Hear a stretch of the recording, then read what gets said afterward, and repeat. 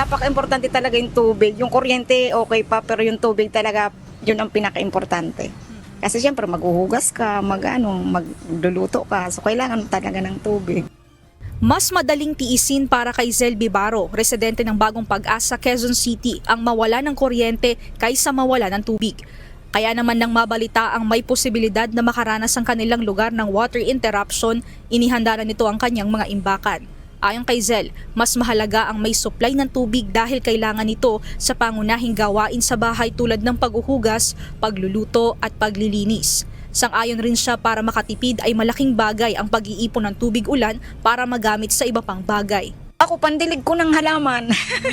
Yung gano'n, pwedeng pang buhos sa CR, ganyan. Para hindi mo nakukunin doon sa, mas makakatipid ka pa. Pag malakas ang ulan, ako nag-iipon talaga ako dyan sa alulod namin dito. Ang paghahanda ni Aling Zel ay kasabay ng paglabas ng service advisory ng Manila Water sa schedule na emergency repair at maintenance activities mula July 30 hanggang August 4. Kabilang ang ilang bahagi ng Quezon City sa mga lugar na posibleng makaranas ng water interruption o mahinang pressure ng tubig. Gayon din ang ilang bahagi ng Taguig, Pasig, Marikina at mga bayan at lungsod sa Rizal tulad ng Antipolo, San Mateo, Taytay, Rodriguez, Cainta at Binangonan. Kaya inabisuhan ang mga naturang lugar na mag-imbak na ng tubig.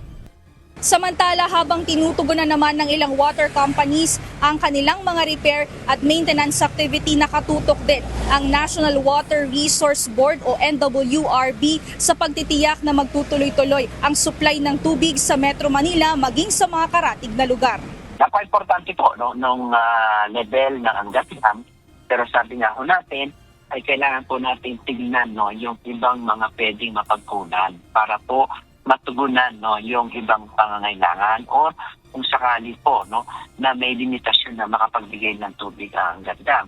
So sa ngayon po ay yan po ang patuloy nating ina-assess kasama po natin ang NWSS dito para po mapahanda o maihanda yung mga ibang pasilidad na pwede mapagkunan ng tubig gaya na rin po itong mga deep wells at yung mga treatment facilities dyan sa Laguna Lake.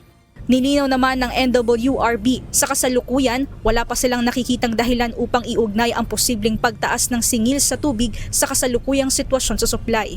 Sa pagkakalam po natin, ang NWSS ay may tinatawag tayong regular schedule or mga periodic schedule ng mga kung sakali pong review or i-adjust yung mga ganyang situation po. Pero ito po yung posibleng pagtataas po ay sa tingin po natin sa kasalukuyan ay hindi po maiugnay sa kasalukuyang sitwasyon po natin na maaari po ay yan naman po ang pinagtutulungan natin sa pamahalaan para naman po patuloy na maranasan natin ng kababayan natin yung reliable water supply. Iniulat ng NWRB na nagkaroon ng significant na pagtaas sa reservoir bunsod ng pag-ulan-ulan kahapon. Mula sa pinakamababang naitala na level ng tubig sa Angat na nasa 150.85 meters ay umakyat nila ito sa 154.33 meters as of 8 a.m. ngayong araw. Gayunman, batay sa rule curve elevation, dapat nasa 180.12 meters ang Angat Dam para magampanan ang mga gampanin nito mula sa irrigation, potable water at water generation. Kaya naman umaasa ang ahensya na magpapatuloy ang pag-ulan sa mismong area ng reservoir upang magtuloy-tuloy na ang pagbalik sa normal ng antas ng tubig sa Angat Dam. Mia Alonso, UNTV News and Rescue. Diyos ang aming sandigan, serbisyo publiko ang aming pinahahalagahan.